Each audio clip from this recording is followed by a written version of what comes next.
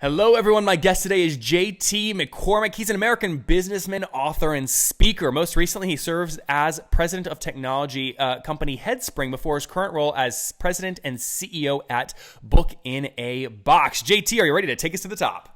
Nathan, let's do it, man. All right. Is it possible to buy a bestseller? Of course it is. You've got a lot of people out there who actually do it. So yeah, it's as we've always said, you can buy anything. So yes. What's it cost?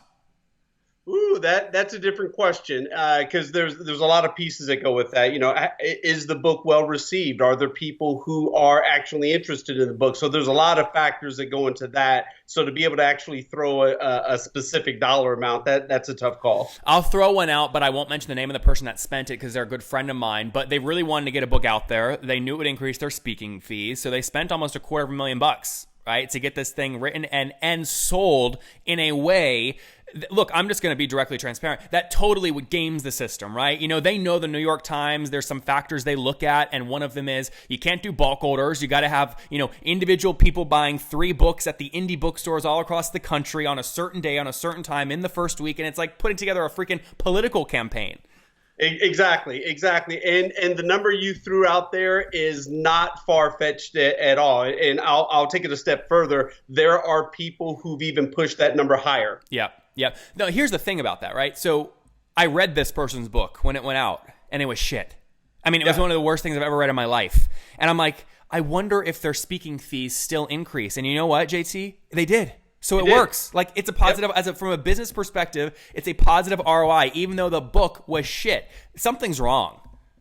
No, it's definitely something's wrong. And here's the deal. You come back to what I call the value prop is, okay, you got a shitty book and you hit New York Times bestseller. Okay, great. But what's the content? I mean, is that really what you want to be known for, is I put out a shitty book?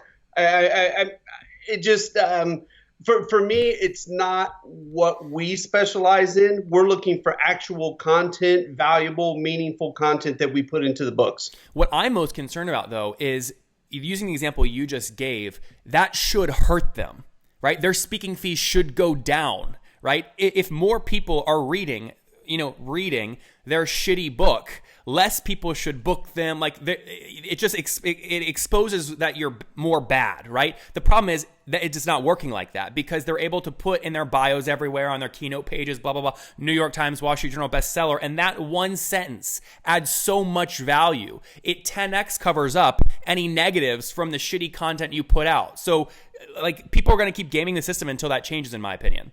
Well, the key word of what you said there, you said that should not happen. But shit, the Kardashians should not be famous. Yeah. So, I mean, there's a lot of shoulds in this world, but there's some things that you just can't control. And unfortunately, you can control gaming the system. Yep. All right. Talk to me about Book in the Box. How do you fit into this ecosystem? Wow. How do we fit into it? So we have now made it more, we've made it to where authors can actually publish their book. And I'll go right to the root of this. So many people have said, oh, I've wanted to write a book for 3, 5. I just met a gentleman this weekend. He's been a professional speaker for 22 years, and he does not have a book. And he said, I don't have a book because I don't have time to write a book. Well, we've essentially eliminated that time factor because for us, we just ask that you sit back, grab your beverage of choice, let us interview you, pull that information out, and let us do the hard work of writing. Now, keep in mind, this is still your content, your book, written in your tone, your voice. So we're not ghostwriters. We don't go off, create a manuscript, come back, slap Nathan's name on it, and then boom, there's a book. This is your content, your tone, your voice. Let me guys tell you how this actually works. They have a beautiful warehouse office in Austin, and right next to it is this big, beautiful brewery, right? So what they do, you sign them, you send them the money, they take you to the brewery, get you drunk as, whatever, and then you just spill all your beans, which is great storytelling, and then they make it a book for you, right? That's how it works, JT. That's how it works. And then we put you on the shelf and we put it up there for all the world to see and for the people next door who are drinking to come and read your book. That's awesome. All right. So if these kinds of people are listening right now, they're wondering, okay, what's it cost?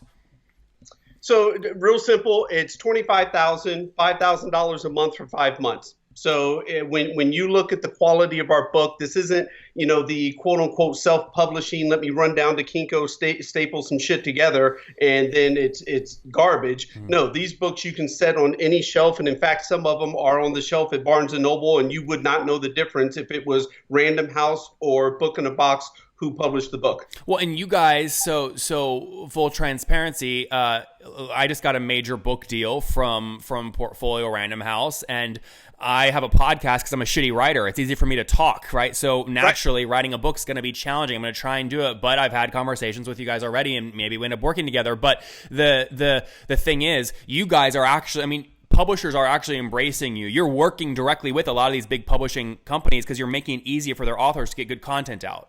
Exactly. We've put together numerous manuscripts and proposals, which then the author takes to the big publishing houses, and then they get the advances, and you take it from there. So we have even made that easier for not only the author, but in many ways the publishing house as well. Yep. How many books did you guys get out in last year, 2016?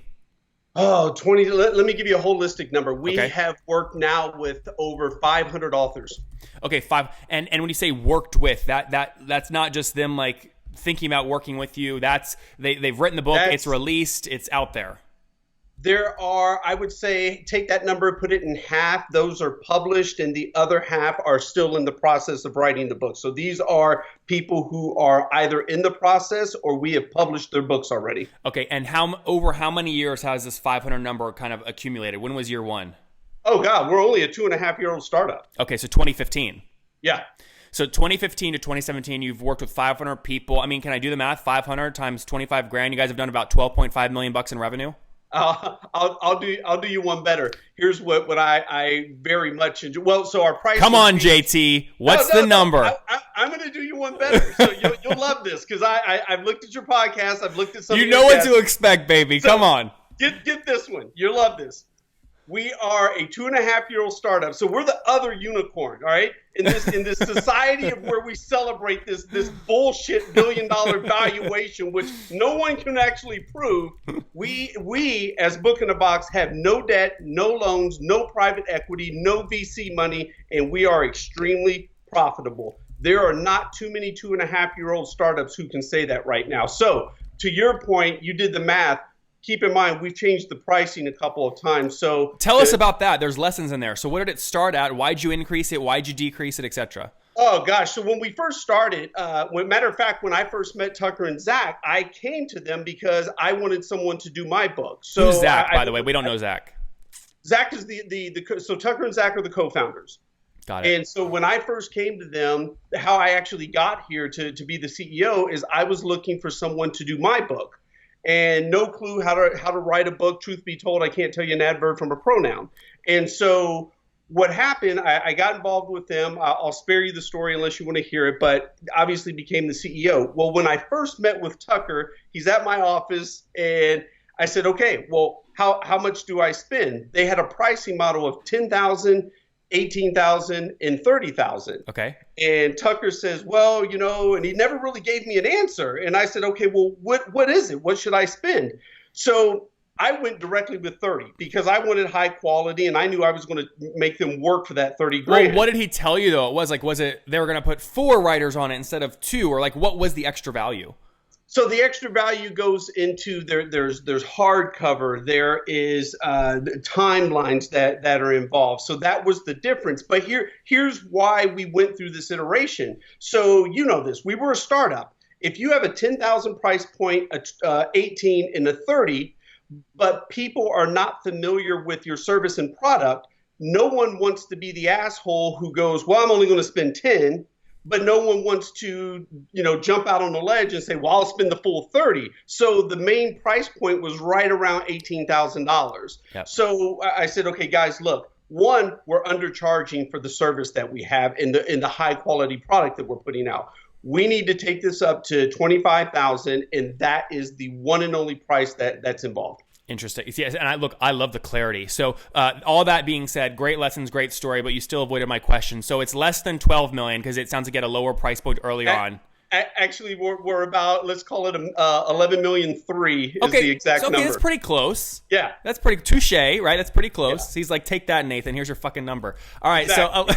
So, and what are you guys at from a velocity perspective? I mean, like in 2017 and 2018, how many books you'll think you'll put out? 2017, 2018, we've pushed our limits now where we're maximizing monthly. We're averaging anywhere between 25 and 30 new authors a month. That's great. I foresee that going up continuously. So in 18, we'll push the boundaries, and we're looking to hit right between 50 and 75 a month. Jeez Louise. Okay, so what's your staff look like? What's your team size? So we actually have almost 30 full-time tribe members now. Wow. And obviously we've got a slew of incredible freelancers that work with us as well. We've got, over 100 freelancers that work with us. And is the way that I was going to say, because 25 to 30, I mean, you're basically, if you're doing 30 new authors per month, to put this in context, you're writing a new book every day. I mean, that is a lot of freaking content. So you use your 30 full-time people as like your point people strategy. And then they figure out how to manage the freelancers to take the audio scripts from the interview and convert it into actual written text. Exactly. You nailed it. Have you normalized it down to like a cost per word? And because you do such big volume, you can really drive that down? Not necessarily a cost per word, and I would say this to you overall as well, Nathan. We're a relationship company, so we're always going to put the relationship in front of the process. The process has obviously got to be streamlined so we can publish the books. Mm-hmm. But if we have an author that will take 8 months instead of 6.5, then so be it. The end goal is 6.5 months, but we're looking for quality over pushing people through the process. To a freelancer, though, like you even have a name, like you said, tribe members. A freelancer, it's harder to get them kind of emotionally bound to the company. They're not there in the brewery, in the warehouse. You don't maybe call them tribe members. You turn them on and off with the volume of your projects. So how do you keep that kind of cost structure predictable? I mean, do you do it per word? Is it speed? There must be some metric you do.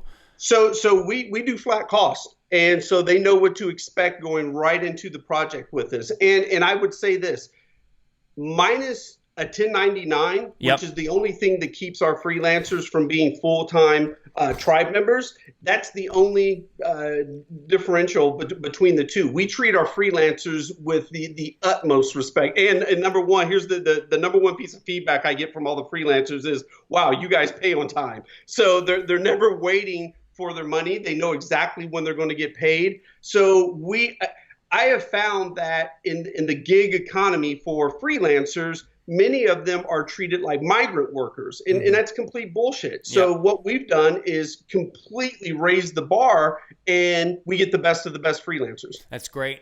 Talk to me about where was I going to go with this? The book gets written. You can create just a golden nugget. If nobody sees it, it's not going to sell. Do you help with this? I mean, this goes back to Tucker and his kind of balls to the wall strategy. Do you guys help with marketing and book sales or no?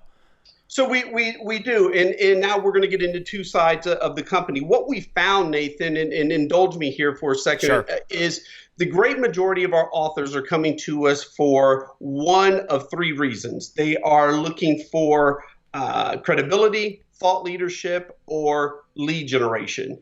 And regardless of what the three avenues are, that's what you're looking to expand upon on your career. You want more speaking engagements. You want more business. So what we found is, okay, if that's what they're coming for, then let us assist them with that. So we created a completely separate house under our parent company, Scribe, and it's called Thought Leader Media. And so we help them become that thought leader. We do the blog posts. We get them on LinkedIn, the trade publications. What's that cost? Podcast. Oh, gosh, we've got different packages, Nathan. We've got anything from $15,000 up to $75,000 a year for the thought leader package. And why do you choose to use that pricing strategy and that model versus the one you just simplified in the actual book publishing process? It's because some people want different things out of being a thought leader. And so some just want their book out to a bunch of media outlets. Some want the blog post, some want the podcast, some, and we're even working on speaking part of it as well. So what we have to do is tailor to what the author is trying to accomplish. Of your 500 authors, 250 are still in progress, 250 have actually published. Of the 250 that have actually published, how many have chosen to engage you on the marketing side as well? So we've just rolled this out in Q1, and we've already picked up steam where we've got, I'd say we've got about 35 of them in Thought Leader Media right now. That's great. Okay, and then give me last question before we wrap up with the famous 5. Give me the big sexy number of all the 250 books you guys have out and released. What are total book sales from Book in a Box authors? Total book sales, Come on, this is the thing on your phone. It's like the dashboard you wake up to every morning and refresh the shit out of it. No, the thing on my dashboard that I refresh is where are we on revenue? Where are the authors throughout? Yeah. So, total book sales. I won't bullshit you, Nathan. I don't know that number off the top of my head. That's okay. It was a shot in the dark there. Good stuff, JT. Let's wrap up here with the famous 5. Number 1, this is going to be tough for you because I'm asking you to choose a baby. But what's your favorite business book? Favorite business book? I'm going to go with. Oh gosh. It's Cyrus the Great. It's a leadership book. Number 2, is there a CEO you're following or studying right now? Jeff Bezos. Number 3, is there a favorite online tool you have, like Acuity Scheduling? Slack. Number 4, how many hours of sleep do you get every night? Between 4 and 5 hours. Okay, so got 4.5 on average. And what's your situation? Married, single, you have kids? I am married, and I have a 3-year-old, a 2-year-old, and a 4-month-old. Wow. And you get, holy mackerel. And how old are you, JT? I am 45. All right, last question, man. Take us home. Take us back 25 years. What do you wish your 20-year-old self knew? Oh, that I wish I could go back 25 years and realize that because I only have a high school diploma and I barely have that, it's not about the high school diploma. It's about the work ethic and the sacrifice you're willing to put in to achieve greatness. There you guys have it from JT, CEO of Book in the Box. Diplomas do not matter. Father to 3 young kids. I can't believe this. And sitting on a company that's just growing wildly. Launched just 2.5 years ago, 2015. No debt. No loans, no VC, 250 authors. They've helped write their books for about 25 grand a pop, 250 in the pipeline. They'll do, and they're averaging about 25 to 30 new authors per month, 30 folks, 30 full tribe members per month, over 100 plus freelancers. They just broke $11.3 million in total cumulative revenue since launch. JT, thank you for taking us to the top. Nathan, my man, take care, buddy. I appreciate it. Boom, baby. All right, what'd you think, JT? You have fun? That was good, man. That was good. That was quick and dirty. You threw me for a loop. Your guy who originally reached out to me. I was all prepared to answer the question of what's it like taking over for Tucker.